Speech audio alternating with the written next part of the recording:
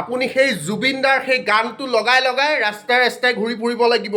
প্ৰফুল্ল মহন্তৰ নিচিনাকৈ থাকিব লাগিব। কোনো নাই তোৰ কাষতে আজি আপোন বুলিবলৈ, তেতিয়া সেই গানটো লগাই লগাই ৰাস্তাই ৰাস্তাই ঘূৰি ফুৰিব লাগিব। কৈ থৈ দিলোঁ মুখ্যমন্ত্ৰী 40 ঘৰ মানুহৰ কথা ক'ব আহে বৰপেটাত শংকৰদেৱ মাধৱদেৱ থকা জেগাখিনিত। হয় ৰাইজ, কিছুদিন আগত আমি এনেকৈ শিৰ ফুলাই ফুলাই মুখ্যমন্ত্ৰী আৰু লগত তেওঁৰ যোনটো মানে কি বুলি ক'ম, পোহনীয়া কুকুৰ বিজুজ, ইহঁতে শিৰ ফুলাই ফুলাই বক্তব্য দিয়া দেখা পোৱা গৈছিলে বিধানসভাৰ মাজমজিয়াত। এনেকৈ কৈছিলে আৰু তেতিয়া সকলো ৰাইজৰ এটা বুকু, অসমৰ ৰাইজৰ বুকুখন ফুলি গৈছিলে যে খিলঞ্জীয়াৰ পক্ষত এইখন চৰকাৰে বহুত ষ্ট্ৰিক হৈছে যে খিলঞ্জীয়াক সুৰক্ষা দিব, অসমীয়াক সুৰক্ষা দিব।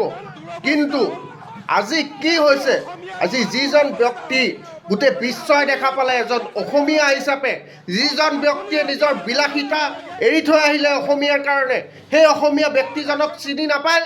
আজি গোটেই অসমৰ ৰাইজে একেটা কথাতে লাগি লৈ আজি দিনে ৰাতিয়ে তেওঁতো এনজয় কৰি ঘূৰি ফুৰিছে। আমাৰ মুখ্যমন্ত্ৰীয়ে এতিয়া য'তে ত'তে আঁচনি উলিয়াইছে, ক'ৰবাত মিটিং কৰিছে, তেওঁ সেইটো এনজয় কৰা নিচিনা লাগি আছে।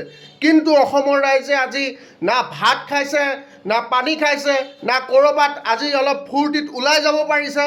মাত্ৰ এটাই বিচাৰে, জাষ্টিছ ফৰ জুবিন গাৰ্গ, জুবিনদাক ন্যায় দিব লাগে, জুবিনদাক ন্যায় দিব লাগে, আমাক আঁচনিও নালাগে। প্ৰত্যেক মহিলাই সেই কথাটো কোৱাৰ পিছতো কিন্তু আজি মুখ্যমন্ত্ৰী ডাঙৰীয়াক দেখিবলৈ পোৱা গৈছে আজি অসমীয়াৰ কথা যে তেওঁ শুনা নাই, তেওঁ পাহৰি গ'ল নেকি যে এইখন অসমেই, এই অসমীয়া খিলঞ্জীয়া ৰাইজে যে তেওঁক সেই আসনখনত বহাইছে।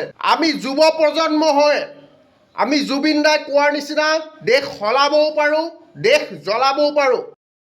এতিয়া দেখিবলৈ পাইছে অসমৰ ৰাইজে আৱেগত, অসমৰ ৰাইজে জুবিনদাৰ ন্যায়ৰ ক্ষেত্ৰত আজি দুখত, না ভাত পানী, কোনো এনজয় নাই, ক'তো ঘূৰিবলৈ যোৱা নাই, ক'তো ফুৰিবলৈ যোৱা নাই, নিজৰ পেটটো বচাই আছে যেনে তেনে।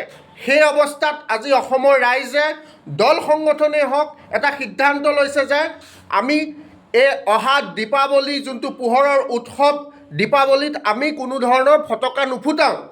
কিন্তু আজি মুখ্যমন্ত্ৰীয়ে এনেকুৱা এটা ভাষণ দিয়া দেখা পোৱা গৈছে যে তেওঁ বৰপেটাৰ থলুৱা বেপাৰীকেইটাৰ প্ৰতি তেওঁ ইমানেই দুখ, ইমানে লজ হৈ যাব, জুবিনদাই বিচৰা নাছিল। আচলতে তেনেকুৱা নহয়। মুখ্যমন্ত্ৰী ডাঙৰীয়া যে বেপাৰীৰ ছাপোৰ্টাৰ, তাকে আজি প্ৰত্যক্ষভাৱে আজি দেখিবলৈ পোৱা গ'ল। আজি অসমৰ ৰাইজে প্ৰমাণ পাই গ'ল যে আপুনি অকল বেপাৰীৰহে ছাপোৰ্টাৰ, আপুনি মানুহৰ, ভাল মানুহৰ ছাপোৰ্টাৰ নহয়। দেখি শুনি আগতে কয়, মা দেউতাহঁতে আগতে কয় যে দেখি শুনি ভাল মানুহ হ, যে অমুকৰ ল'ৰাটোৱে পঢ়ি শুনি লৈ পেলাই ভাল মানুহ হৈছে, গতিকে দেখি শুনি লৈ পেলাই ভাল মানুহ। কিন্তু আমাৰ মুখ্যমন্ত্ৰীয়ে আমাৰ অসমখনত ইমান মহান ব্যক্তিকেইজনক দেখাৰ পিছতো আজিলৈকে লোকপ্ৰিয় হ'বলৈ নিশিকিলে। তেওঁ কেতিয়াও নিশিকে।